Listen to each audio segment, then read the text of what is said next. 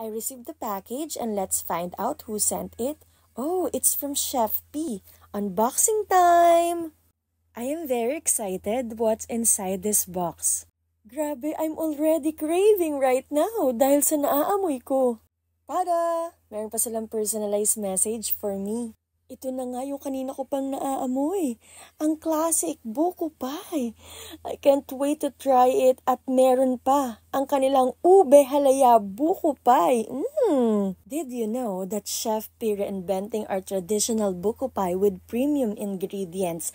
That's why sobrang bango at sobrang sarap niya talaga.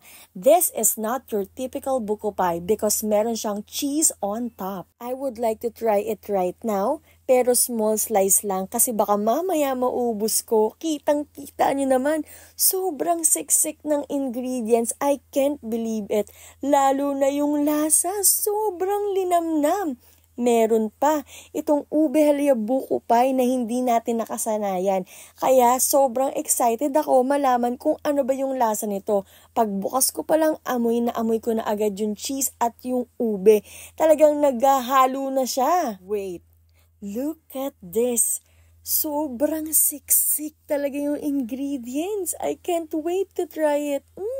Talaga naman napadalawang kagat ako. Siyempre, hindi lang ako. Kahit si Tali, sarap na sarap dito sa ube halaya buko pie. Hindi naman halatang naubos niya, di ba? What are you waiting for? Check out Chef P's social media accounts. Perfect ito any occasion na pang regalo. The Premium Buko Pie.